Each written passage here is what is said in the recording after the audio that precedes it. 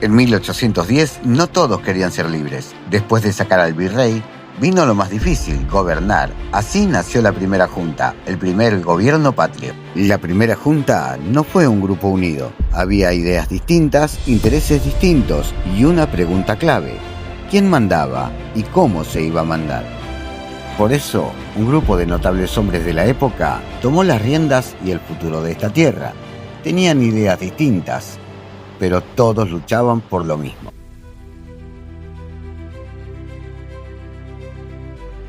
Cornelio Saavedra fue el presidente de la primera junta. Representaba la postura más moderada. Creía que los cambios debían hacerse de a poco y con el apoyo del ejército. Mariano Moreno era secretario y pensaba todo lo contrario. Quería una revolución profunda y rápida, y sin medias tintas. Para él, sin decisiones firmes, la revolución corría peligro. Otro de los secretarios fue Juan José Paso, también abogado. Cumplió el rol fundamental como mediador político. Paso buscó equilibrar las posiciones dentro de la Junta, evitar rupturas internas y darle continuidad al nuevo gobierno.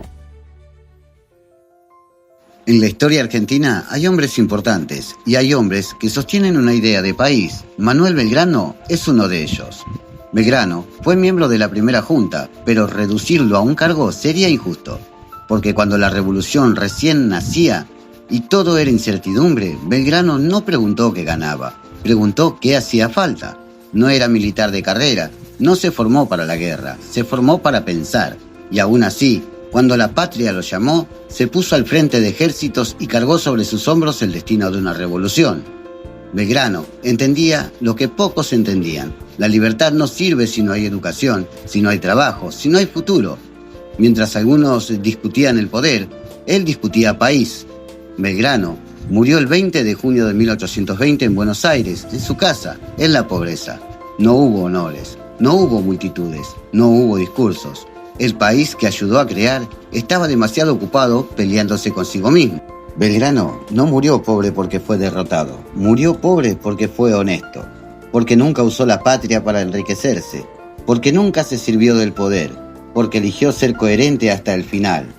Manuel Belgrano no fue solo un prócer, fue una idea caminando.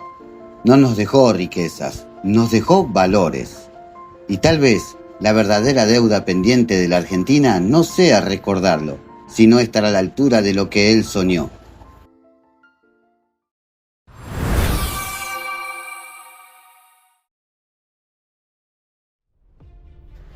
Juan José Castelli fue uno de los miembros más radicales de la primera junta, abogado, orador y revolucionario convencido.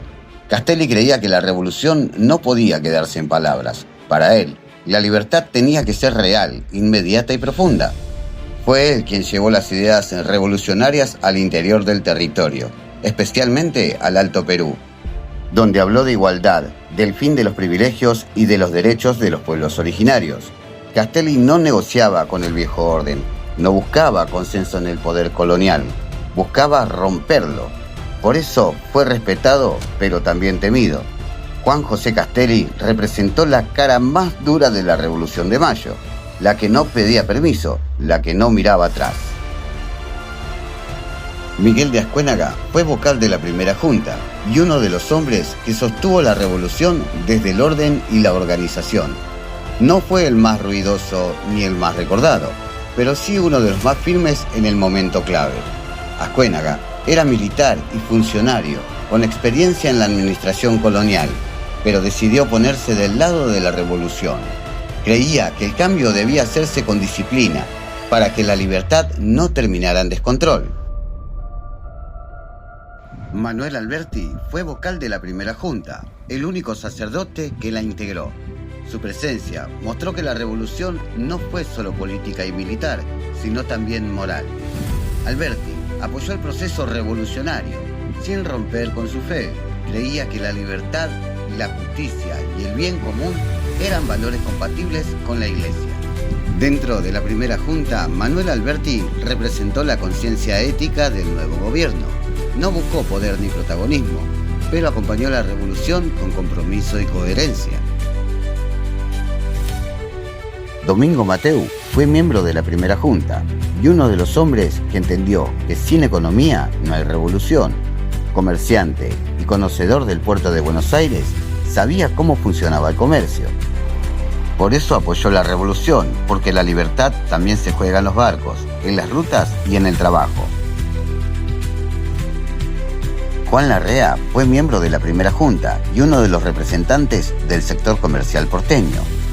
Junto a Domingo Mateu, entendió que la revolución no podía sostenerse solo con ideas o ejércitos, sino también con recursos, comercio y una economía en funcionamiento. Larrea apoyó la ruptura con España, porque el monopolio colonial asfixiaba el crecimiento del Río de la Plata. Para él, la libertad también significaba decidir qué producir, qué vender y con quién comerciar. Dentro de la primera junta, Juan Larrea aportó una mirada práctica y moderna. No buscó protagonismo histórico, pero ayudó a sostener desde la economía los primeros pasos de un país que recién nacía. No eran iguales, no pensaban lo mismo, no buscaban lo mismo. Pero cuando la historia los llamó, dejaron de lado las diferencias y se pusieron de acuerdo en lo más importante, que esta tierra fuera libre. Esto es Argentina, no lo entenderías. Si te gusta la historia argentina, no olvides de suscribirte, dame un like y por supuesto, activa la campanita, así te llegan mis últimos videos.